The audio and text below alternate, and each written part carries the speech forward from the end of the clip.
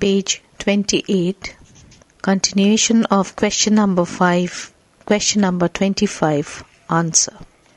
Tell Isabel, the Queen, I looked not thus, when for her sake I ran at tilt in France. When Lightborn enters, Edward is struck with presaging fear and sees tragedy written on the brow of the murderer. The villain weeps hypocritical tears. The king is a bit softened by this attitude to him. He complains to the rogue of his wretched condition. He has stood for 10 days in the sink of foul, stenching water and has not had so much as a wink of sleep. The villain asks Edward to lie on the bed which he spreads for him. The king feels so tired and sleepy that he would fain lie down and sleep. But he instinctively feels that this sleep would be his last. He gives the only jewel he yet possesses. Open quotes. Let this gift change thy mind and save thy soul. Close quotes. Edward lies down and sleeps for a moment, wakes up in suspicion, and now the villain frankly tells him that he has come to rid him of his life. The villain calls in Matrevis and Gournay. They bring a table and lay the table on the lying king and stamp on it. Edward cries out in the agony of death. Edward, too feeble to resist,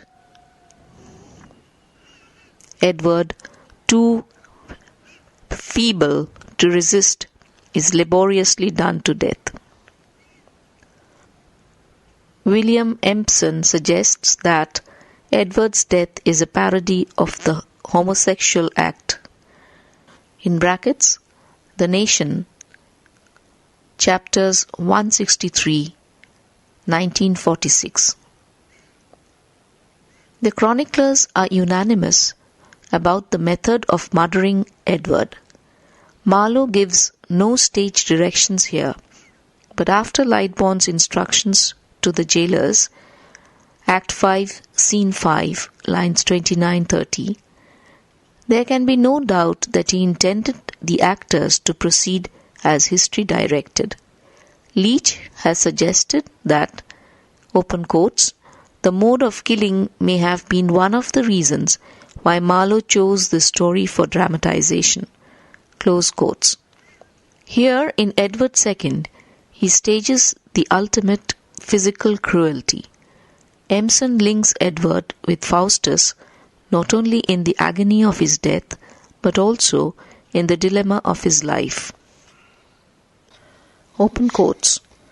The peculiarity of the mind of Marlowe, in brackets, is that, close brackets, it erected absolutely opposed ideals. The unmentionable sin for which the punishment was death was the proper thing to do. Close quotes. Roma Gill, Gill, Gill, points out that, open quotes, even if it were justified by history, the grotesque and obscene cruelty of the murder is emotionally necessary. Close quotes. From the time of his arrest at the Abbey of Neath, Edward has suffered every kind of torture. The relentless demands for his crown, the bundling, open quotes, from place to place by night, close quotes, Act 5, Scene 2, lines 59, the crude humiliation of the end in the stinking cell where, open quotes, one plays continually upon a drum, close quotes, Act 5, Scene 5, line 60. After the anguish of the last speech, a quick and clean death would be dramatically inappropriate.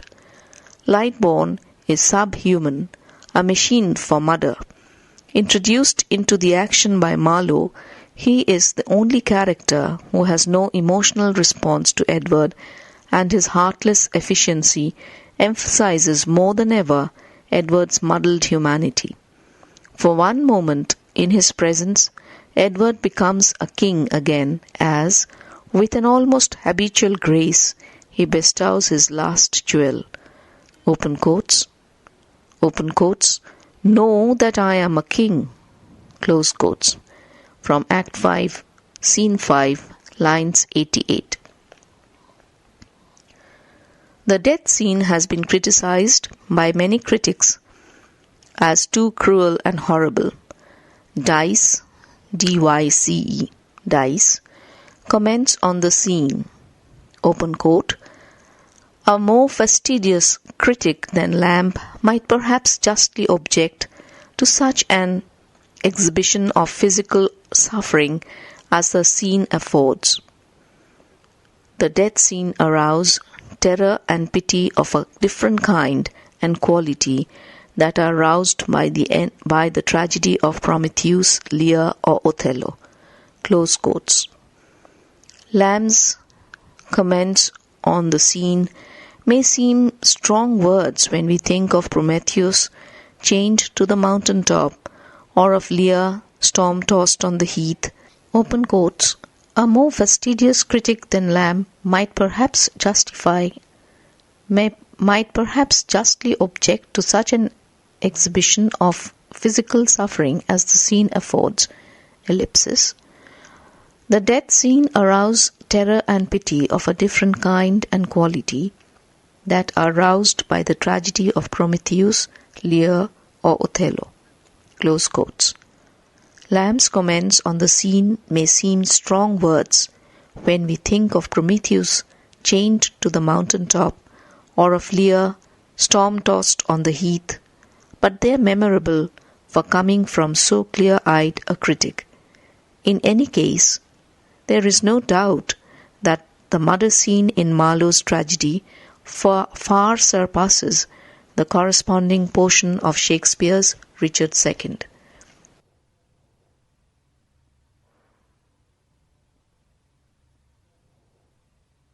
Page 29. This is partly due to a characteristic difference between the dramatists in the handling of their allied themes. Shakespeare's theme is to show how Richard's weakness and sentimentality bring about his own downfall. The purpose of the play would have been defeated had he awakened a reaction in the unhappy king's favour by a vivid picture of his prison, suffering, and death. This, on the contrary, is what Marlowe has done. Open quotes, so persuasive is his art that our recollection of Edward's sins is almost effaced in the contemplation of his long-drawn agony. Close quotes from Boas, B-O-A-S. We agree with Charlton, open quotes, Shakespeare could never have written such a murder scene at all. Its unquestionable power rests very largely on the effect of inhuman cruelty presented more or less for its own sake. It cannot be said that the plot makes the scene necessary. Close quotes. Question 26. Open quotes. The death scene of Marlowe's king moves pity and terror beyond any scene, ancient or modern, with which I am acquainted. Close quotes. Charles Lamb. Do you agree with this view? Give reasons for your answer. Answer. See answer to question 25. Question 27. Analyze the scene where Edward is compelled to yield his crown. Act 5, Scene 1. What light does it throw on his character? CU Honours, 2001. Or comment on abdication scene in Edward II. CU 2000, 2003. Answer. At the beginning of the play, our sympathy for Edward is fortified. His foolish fondness for his favourites, His rant and bombast, his cruelty to his wife, alienate our sympathy for the king. Our sympathy with the king begins with the heart-rending scene in the Abbey of Neath, where the king and his companions have taken shelter in disguise. Open quotes. His mood is drowsy and hopeless, and he longs for death in some of the most memorable lines of the play. The scene in Kenilworth Castle, Act 5, Scene 1, in which the king is forced to give up his crown, rings with the poetry of despairing self-pity. Here we are overwhelmed by the pitiful agony of the king struggling, in the words of Lamb, with, open quotes, the reluctant pangs of abdicating royalty, close quotes. He realizes the truth, open quotes, but what are kings? When regiment is gone, next line, but what perfect shadows in a sunshine day, close quotes. He cries out in despair, open quotes, all times and seasons rest you at a stay, next line, that Edward may be still fair England's king, close quotes. He pleads that he may at least be king till night and wear his crown till then, and in words that recall Faustus in his agony, he bids the sun stand still forever in heaven. He puts on the crown again and declares that he is going to lose all power along with the crown, but finds comfort so long as he feels the crown upon his head. He dismisses the commission, but calls them back at the advice of Leicester. He gives them the crown and asks them not to let Mortimer be appointed protector to the young prince. Thus yields up the emblem of royalty, and with it he sends a handkerchief wet with tears, open quotes, and dried again with sighs, close quotes, which may move the Queen to pity. Lamb is quite justified in this remark about the scene that he has nowhere read a more pathetic, overwhelming scene of abdication. Lamb in this connection quite rightly recalls the abdication scene in Shakespeare's Richard II, Act 4, Scene 1. Richard is hardly able to enlist our sympathy as Edward does in the abdication scene. Richard behaves like a whining child, running into wild fancies. In breaking the looking glass which is given to him, he makes a parade of his feelings, which hardly move us to pity. In the abdication scene, open quotes, he recognizes his follies, but only in order to turn them into agreeable imagery. His own fate preoccupies him, yet chiefly on its picturesque side. He is dazzled by the spectacle of his own tragedy and makes as much show of that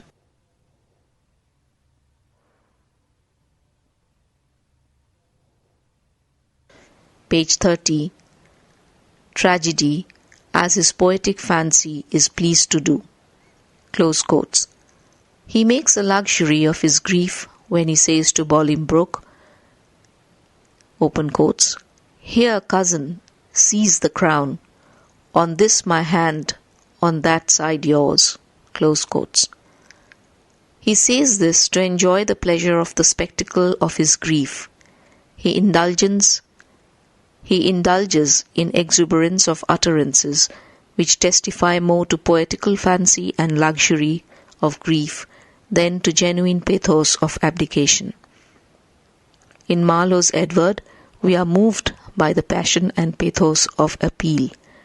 The poetry of his utterances is eloquent with the pathos and pangs of abdication. Question 28. Institute a comparison and contrast between Marlowe's Edward II and Shakespeare's Richard II as historical tragedies or chronicle plays. Answer.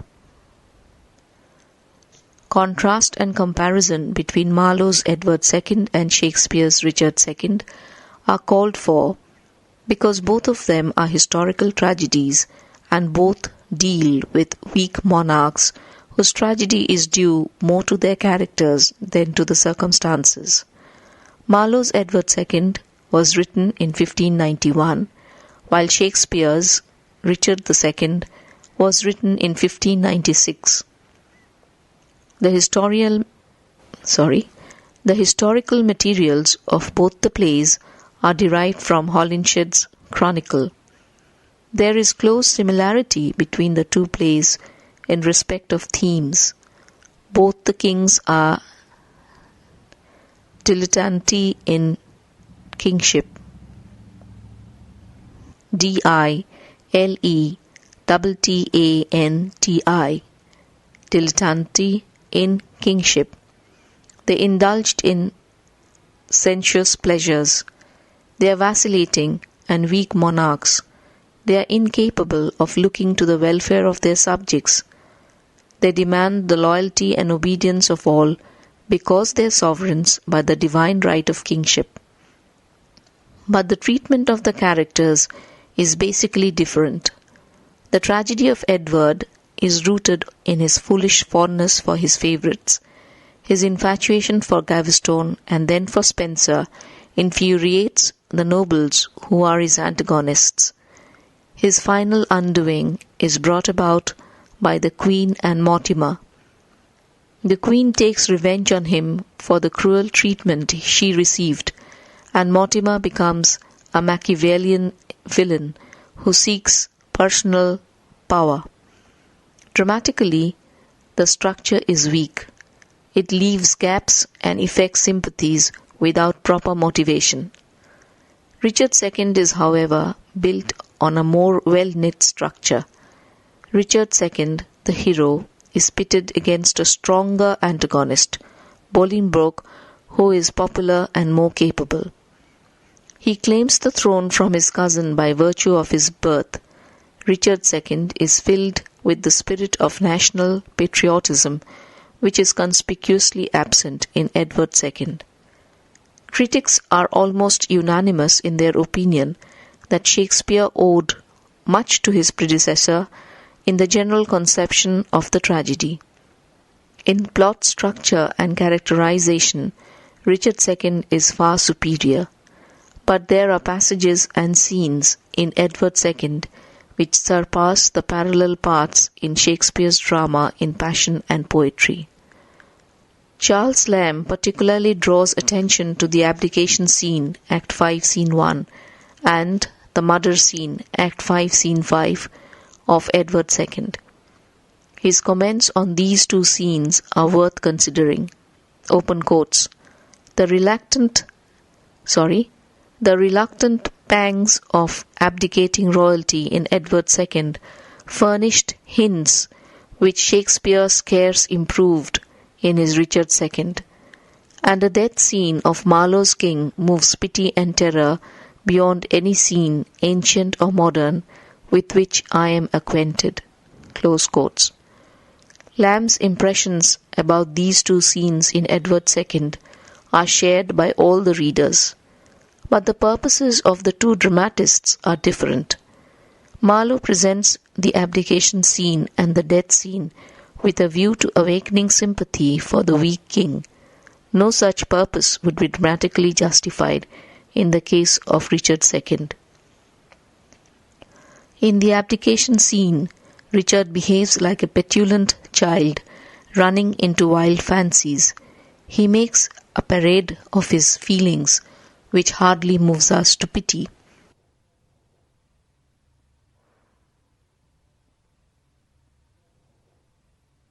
Page 31. He is dazzled by his own tragedy and makes as much show of that tragedy as his poetic fancy is pleased to do. But Edward's poetic effusions overwhelm us with the passion and pathos of his situation. Richard's death scene is melodramatic. Richard dies fighting and submits himself to the inevitable. But the long-drawn agony of Edward's death makes us forget all the sins which alienated our sympathy for him before. We, however, agree with Charlton, open quotes, Shakespeare could never have written such a murder scene at all. Its unquestionable power rests very largely on the effect of inhuman cruelty presented more or less for its own sake. It cannot be said that the plot makes the scene necessary. Close quotes. Herford makes very helpful remarks about the two queens in the two tragedies. Open quotes. Edward's queen is an active, though secret agent in his ruin. Richard's, in bracket, a child in reality, close bracket, is used by Shakespeare in a quite un-Marloweesque way to bring home to us, by her devotion to him, his personal charm. How fine yet how different are the strokes of pathos which two relationships are made to evoke. Richard's queen, waiting in the street for the fallen king to pass on his way to the tower, says, "But soft, but see, rather do not see, my fair rose wither." Edward, from his reeking dungeon, covered with filth, unnerved by hunger and sleeplessness, sends his last message to his queen. "Tell Isabel, the queen, I looked not thus for... Tell Isabel, the queen, I looked not thus, when for her sake I ran at tilt in France, and there unhorsed the Duke of Clermont." The change in the character of Edward's queen is, however, undramatic and abrupt. Shakespeare shows a firmer grasp over the psychological essentials of his characters. Question 29. Within quotes, Marlowe has never received due recognition for his skillful treatment of the Isabella Mortimer story. Close quotes. Do you agree with this opinion? Give reasons for your answer. Answer. The development of love between Mortimer and Isabella at the end of the drama, Edward II, has been criticized for its suddenness and abruptness. Both Mortimer's development into a Machiavellian hero in illicit love with the Queen and the change of the Queen from a devoted wife to paramour of Mortimer have come in for criticism. It is true that Marlowe, who has never shown such skill in characterization as we find in Shakespeare, cannot be expected to give a convincing picture of the whole woman in Isabella. At the beginning of the play, Isabella is a miserable woman, pathetically devoted to her husband, Edward, with pines and laments for his love. Edward cruelly treats her and throws her out as a French strumpet, within quotes. It is her mournful complaint about the neglect of his lord that moves the gallant Mortimer, who asks her, open quotes, to cry quittance and not to love him any more, close quotes. She replies, "I love him more than he can, Gaveston." Act 1, Scene 4, lines 301 and 2. She tries to make the king aware of his infatuation for his favourite Gaveston. This part of the play is Marlowe's imagination. There is no factual basis for the agonizing triangular relationship of Isabella, Edward and Gaveston in the early scenes of Marlowe's play. Isabella is, however, relieved when Gaveston is banished for the second time. But at the behest of the king, she persuades the barons, with a piteous appeal, to agree to the recall of Gaveston.